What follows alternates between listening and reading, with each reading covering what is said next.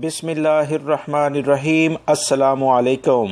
صراط مستقیم news channel میں آپ سب کو خوش آمدید کہا جاتا ہے۔ 25 جون 2020 سے متعلق اہم ترین خبریں آپ سے شیئر کی جا رہی ہیں۔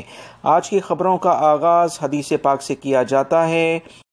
حضور اکرم صلی اللہ علیہ وسلم نے اپنے آخری خطبے حج میں ایک اہم خطاب فرمایا، جس کی کچھ حصہ میں آپ سے شیئر کر رہا ہوں۔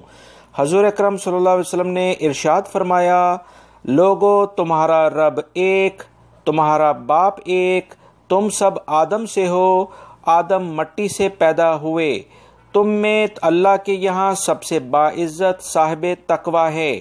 کسی عربی کو اجمی پر، کسی اجمی کو عربی پر کوئی فضیلت نہیں مگر تقوی سے۔ اللہ رب العزت ہمیں تقوی اختیار کرنے کی توفیق عطا فرمائے، آمین۔ اب ہم نظر ڈالتے ہیں آج کی اہم ترین خبروں پر۔ میری اس ویڈیو کو لائک کر کے شیئر آگے لازمی کر دی گا۔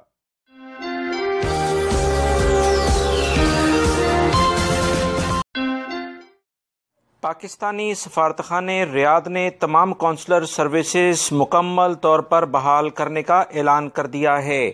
کونسلر سروسز کے تحت پاسپورٹ، نادرہ شناختی کارڈ، دستاویزات کی تصدیق، پولیس ویریفیکیشن اور کمیونٹی ویلفیئر سے متعلق تمام سروسز بحال کر دی گئی ہیں۔ فی الحال ویزا سروس تا حکم ثانی بند رہے گی۔ نومولود بچوں کے پاسپورٹ اور دستاویزات بنوانے کے لیے سفارتخانے جانا ہوگا۔ جن کے اقامے ختم ہیں ان کے لیے بھی آؤٹ پاس بند ہے۔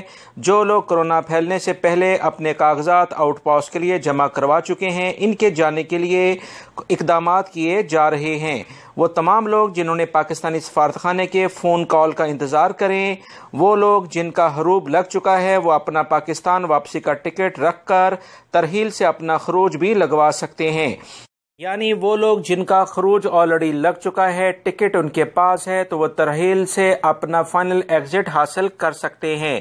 یاد رکھیں، ریاض سفارتخانے جانے کے لیے کسی ٹوکن یا اپائنٹمنٹ کی ضرورت نہیں ہے۔ دوسرے شہروں کے لیے کونسلر خدمات ابھی بحال نہیں کی گئی ہیں۔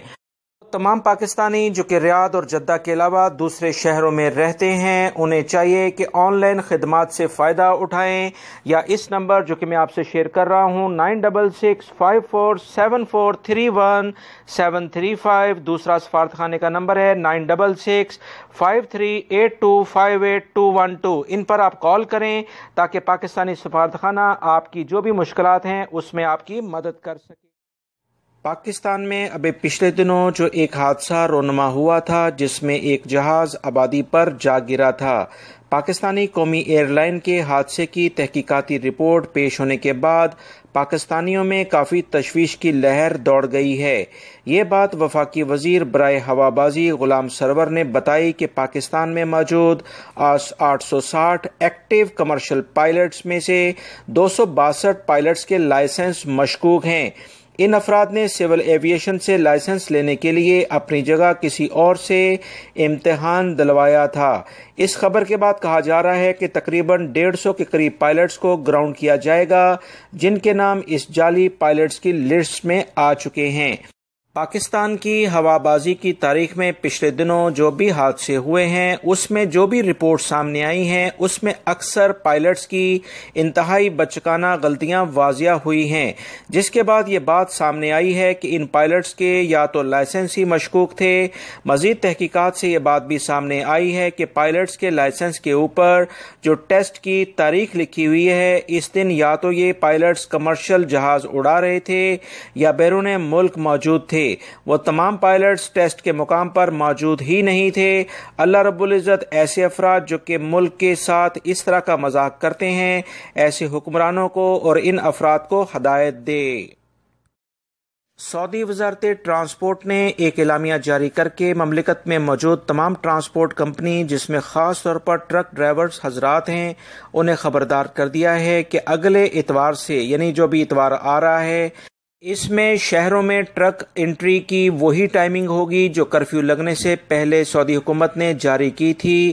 کرفیو کی وجہ سے کیونکہ ٹریفک کم تھا لہٰذا ٹرک کی ٹائمنگ شہروں میں داخلے کی الگ کر دی گئی تھی، مگر اگلے اتوار سے دوبارہ سے وہی ٹائمنگ ہو جائے گی، لہٰذا تمام غیر ملکی جو خاص طور پر ٹرانسپورٹ کے شعبے میں ٹرک ڈرائیوری کرتے ہیں بہت احتیاط کریں ورنہ بھاری جرمانے آپ کے منتظر ہیں۔ سعودی وزارت حج کا کہنا ہے کہ حج کے لیے رجسٹریشن وزارت کے ای گیٹ کے ذریعے ہوگی۔ وزارت کے ای گیٹ کو وزٹ کر کے داخلی حجاج کرام کا ای روٹ اختیار کیا جائے گا۔ حج سہولت کی فہرست پر طلب حج بکنگ کی درخواست کا انتخاب کرنا ہوگا۔ شہر اور حجاج کی تعداد کا اندراج کر کے حج پیکج کا انتخاب لازماً کرنا ہوگا۔ اس کے بعد اقامہ نمبر، تاریخ پیدائش کا اندراج کیا جائے گا کیونکہ 65 سال سے بڑی عمر کے افراد کو حج ادا کرنے کی اجازت نہیں ہے، اور پھر حج پیکج کی رقم سادات کے ذریعے ادا کی جائے گی۔ کم سے کم حج پیکج 8,000 ریال سے شروع ہوگا جبکہ مہنگا سے مہنگا حج پیکج 15,000 ریال تک جا رہا ہے۔ سعودی عربین مانیٹرنگ اتھارٹی جسے سما کہتے ہیں تمام بینکوں کو یہ مانیٹر کرتا ہے کہ ان کی کیا ایکٹیویٹیز ہیں۔ ان کا اعلامیہ ایک آیا ہے کہ بینکوں اور مختلف منی ٹرانسفرز کے مراکز میں عید الاضحیٰ کی 7 دن کی چھٹیاں ہوں گی۔ منگل 28 جولائی ان بینکوں میں کام کا آخری دن ہوگا۔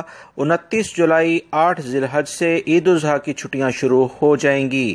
ان چھٹیوں کے دوران وہ منی ٹرانسفرز کے ادارے جہاں عام طور پر لوگوں کا رش ہوتا ہے انہیں خصوصی طور پر کھولا جائے گا۔ یہ تفصیلات ابھی آنا باقی ہیں کہ کن برانچز کو عید کے دنوں میں کھولا جائے گا، وہ آپ سے شیئر کر دی جائیں گی جیسی تفصیلات آتی ہیں۔ ریاض پولیس نے جعلی کرنسی کی تیاری اور مارکیٹ میں اسے پھیلانے کے الزام میں 2 غیر ملکیوں کو گرفتار کیا ہے۔ ملزمان کے قبضے سے 50,000 ریال اور تقریباً $61,000 کے جعلی نوٹ برآمد کیے گئے ہیں۔ یہ دونوں ملزمان کیمرون سے تعلق رکھتے ہیں جن کی عمریں 50 سال کے قریب بتائی گئی ہیں۔ انہوں نے ریاض کے علاقے الملکہ میں اپنا اڈا بنایا ہوا تھا۔ چھاپہ مار کارروائی کے دوران جعلی نوٹ تیار کرنے والا کیمیکل اور دیگر آلات بھی برآمد کیے گئے ہیں۔ دونوں ملزمان کو گرفتار کر کے تحقیقاتی اداروں کے حوالے کر دیا گیا ہے۔ یاد رکھیں کبھی بھی آپ ریال لیں یا ڈالر لیں تو مستند جگہ سے لیں، کسی سے چلتے پھرتے یا ایسے انجان بندے سے یہ چیزیں قطعاً نہ خریدیں۔ سعودی وزارت صحت کا کہنا ہے کہ تعزیتی اجتماع میں شرکت بھی کرونا پھیلانے کی بڑی وجہ بن رہی ہے۔ سعودی عرب میں ایک تعزیتی اجتماع میں شریک 5 خاندانوں کے تمام افراد کے کرونا میں مبتلا ہونے کی اطلاعات موصول ہوئی ہیں۔ ان تمام افراد نے احتیاطی تدابیر کی خلاف ورزی کی جو ان کے متاثر ہونے کی وجہ بنی ہے۔ ان افراد میں زیادہ تر کی حالت کافی نازک ہے جنہیں انتہائی نگہداشت کے سیکشن میں رکھا گیا ہے۔ یاد رکھیں وہی لوگ زیادہ متاثر ہو رہے ہیں جو احتیاطی تدابیر اختیار نہیں کر رہے ہیں۔ سعودی محکمہ موسمیات نے کہا کہ مملکت کے زیادہ تر علاقوں میں موسم گرم اور خشک رہے گا، لہذا تمام افراد احتیاطی تدابیر لازماً اختیار کریں کیونکہ گرمی کی وجہ سے اکثر بیماریاں بھی پھیلتی ہیں۔